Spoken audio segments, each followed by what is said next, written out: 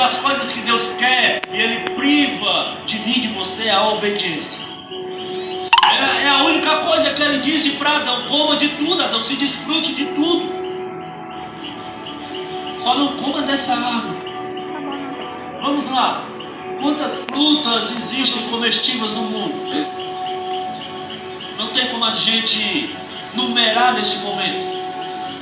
Mas vamos arriscar aqui cerca de 10.000 frutas comestíveis. Eu creio que Deus, quando criou aquele jardim dentro do Éden, em um ambiente chamado Éden, eu creio que ali tinha das mais variadas e deliciosas frutas, para que ele pudesse se deliciar. Mas o porquê de uma trazer tudo isso até nós?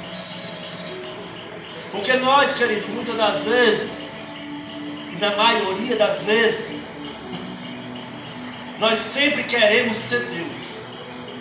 Nós sempre queremos tomar o lugar de Deus. Nós sempre queremos tomar atitudes no lugar de Deus. Como assim, pastor? Deus é o único, querido, que conhece o futuro. Deus, Ele é o único, querido, que conhece o meu e o seu futuro. Eu e você não conhecemos, não podemos adivinhar nem daqui a 30 segundos. Nem daqui a 5 minutos, daqui a o que vai acontecer amanhã. Depois desse culto, eu e você não passamos ideias. Podemos ter alguma noção, mas não sabemos o que pode acontecer. Mas como assim? Mas o homem, quando ele prova da árvore do conhecimento do bem e do mal, ele está dizendo: eu quero ser igual a Deus. Por quê? Porque a gente não vê Deus dependendo de ninguém. A gente não vê Deus em toda a Bíblia, em toda a narração da Bíblia, dependendo de alguém, de um outro Deus, para fazer alguma coisa ou para pedir opinião. E muitas das vezes eu e você somos desse jeito. Nunca queremos depender de ninguém. Somos pessoas prepotentes, orgulhosas, que sempre queremos e achamos que sabemos e podemos tudo. A árvore do conhecimento do bem e do mal trazia e trouxe esse entendimento para Adão e Eva. Serem independentes, conhecendo o que é certo e o que é errado. E talvez isso possa estar soando como uma verdade dentro de você. Porque nós hoje, para dizermos o que é certo e o que é errado, nós somos mestres. Nós somos mestres em dizer quem é certo e quem é errado. Quem está fazendo assim, quem vai fazer assim. Quem vai acabar assim, quem vai acabar desse jeito. Nós somos mestres, querido, nisso. Não existe ninguém a não ser Deus, mas nós aqui nessa terra, para decidirmos até mesmo quem sobe e quem fica. A árvore do conhecimento do bem e do mal, ela trazia esta ideia, ela traz essa ideia. A independência de Deus é dizer: eu não preciso de Deus para fazer ou para dizer alguma coisa. Eu não preciso de Deus, por quê? Porque eu já conheço o bem e o mal. E nós não conseguimos, querido, muitas das vezes, como relatamos no começo aqui, alguns jovens que provaram dessa árvore do conhecimento do bem e do mal e se acharam que não dependiam mais, não precisavam mais do conselho do irmão, não precisavam mais do conselho do pastor, não precisava mais que ninguém dissesse o que era para fazer, de como era para fazer, o que era o certo para fazer, e trilharam os seus próprios caminhos por causa do seu conhecimento tão ralo e fraco.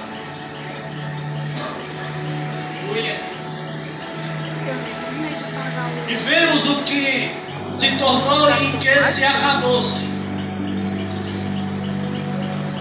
E será se hoje, querido, nós não estamos dessa mesma forma?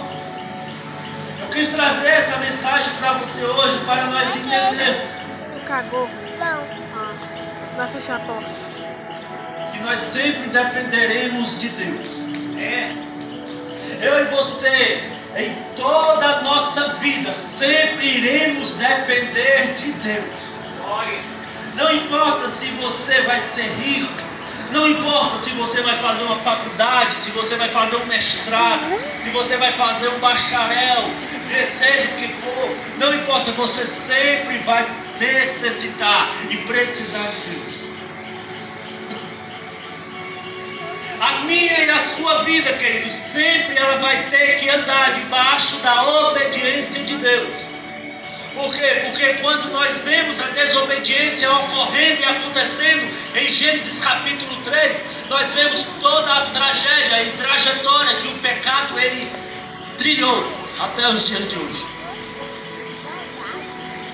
Muita gente, querido, muitas pessoas pagaram alto preço por causa do pecado. Nós vemos quando Deus ele fala para Adão: porque se dela tu comeres, certamente morrerás. Porque se dela tu comeres, certamente morrerás. Ou seja, ele está dando uma ideia aqui, que um pecado, se nós comermos ele, nos acarreta a morte. Que um pecado, aquilo que nos afasta de Deus, se nós permanecermos com ele, permanecermos nele, permanecermos praticando, isso acarretará a morte. E morte essa, querido, não é a morte física, mas a morte espiritual. Aonde muitos não terão mais chance alguma de chegar até o céu.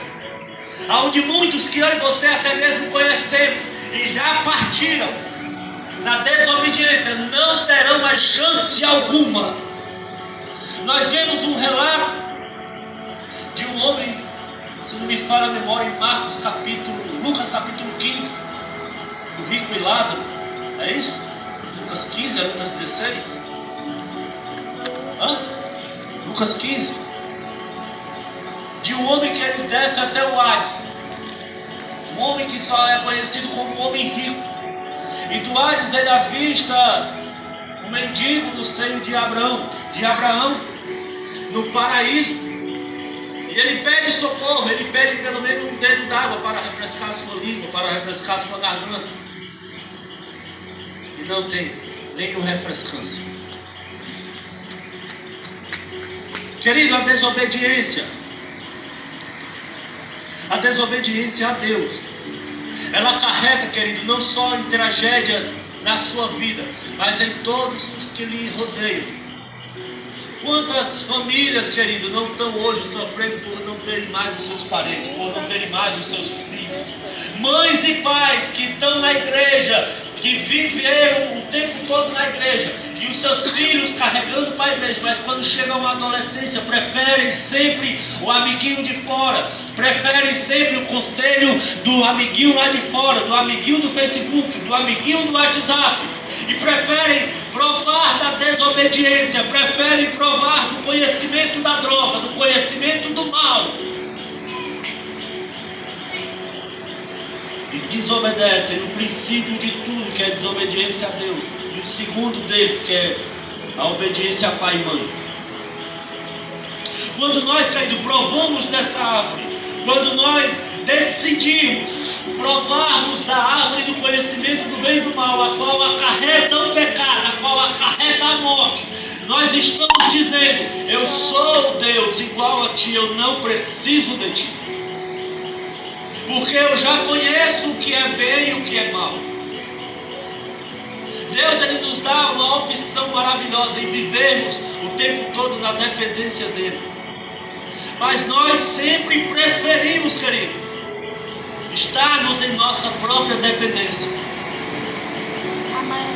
Nós sempre preferimos, querido, estarmos em nossa própria dependência. Sempre preferimos acertar do que os nossos olhos veem, em quem tem um palmo na frente do nosso nariz. Sempre preferimos acertar como se fosse uma loteria. Não conhecemos os números, mas nós jogamos para ver o que acontece. Não sabemos que número vai dar, mas nós arriscamos e perdemos o dinheiro, mas jogamos para ver o que acontece. E o pecado, querido, ele acarreta isso. Numa loteria você só perde o dinheiro, mas quando você se arrisca a provar do pecado, a permanecer no pecado, você está arriscando a sua vida.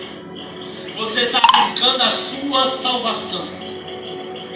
O que Deus ele tem para mim e para você são coisas maravilhosas. Eu e você temos tanta coisa, querido, neste mundo para fazermos, para vivermos,